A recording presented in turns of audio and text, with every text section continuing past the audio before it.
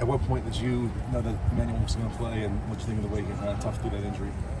Yeah, I think really proud of him. I think it speaks to his growth as a player and how far he's come, since he walked in the door here. Not only did he play, but he played extremely well. And has really, come forward as a leader in our offensive line room. So really proud of him. And, the more people that can fall in line with people like that and attitudes like that, the better we'll be as a team. Lincoln said he expected him to be doubtful. Were you anticipating not having him?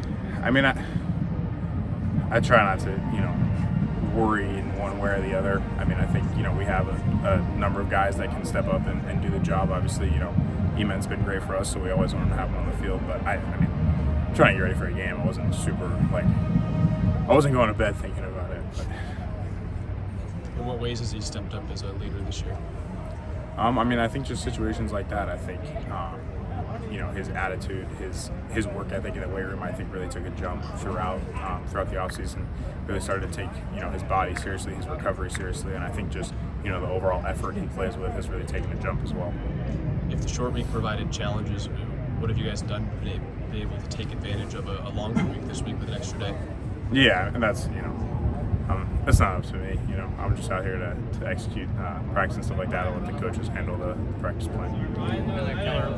Coach talked about needing to separate in some of these games, and he's separating against Rutgers. How good did it feel to finish the job against Rutgers? Good. I think you kind of saw the natural progression and growth of our team, which was good to see. And obviously, still a long ways to go in terms of that. Washington is the #1 pass defense by yards in the country. Yeah. What do you see on film from them that makes them so tough? Yeah, it seems like we've faced that a lot this year. But no, they're a really good group. They're really well coached. Pretty veteran in the secondary. Actually, I went to high school with one of the corners, which will be fun to see him again. But yeah, really good group. Not a lot of coverage busts. Obviously, an NFL pedigree on the defensive side. So really good matchup that we're excited for. You mentioned you've seen a lot of that this year. Just how is your kind of knowledge, understanding involved of how to kind of attack defenses that are maybe geared towards trying to slow down big plays? Yeah, I think a tremendous amount. I think each week, I'm seeing things that I wasn't necessarily seeing before.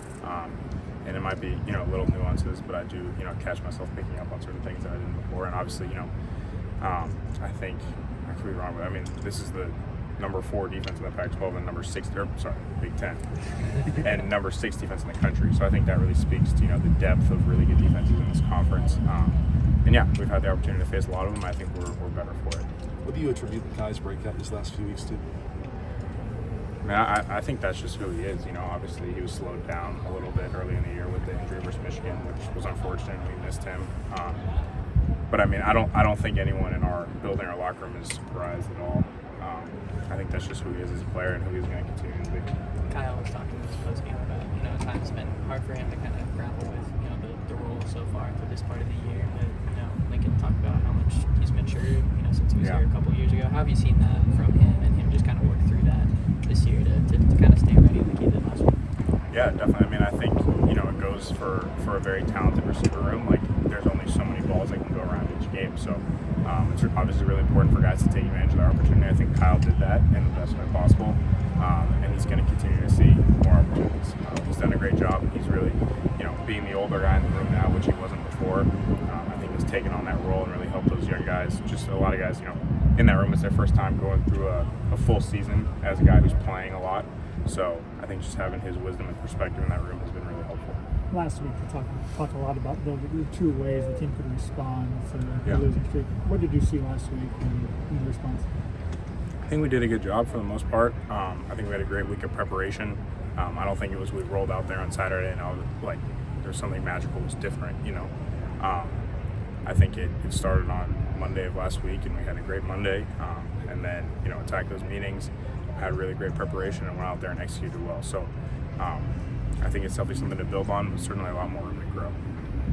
Felt like there were times this week where you guys rushed to the line, really excited to run the next play. There's other times this year where you guys have used a lot of the play clock. How would you characterize this offense's relationship with tempo this year? Yeah, it's always a weapon that Coach Riley likes utilizing. I think we've done a little less this year than maybe often we've done before. But I think every group's different, and Coach Riley's going to take advantage of their strengths in one way or another. But it's always going to be a weapon for us at SC and within Coach Riley's offense. Let's do one more. You guys talk a lot about finishing games, and how important is it to start games strong and be efficient offensively?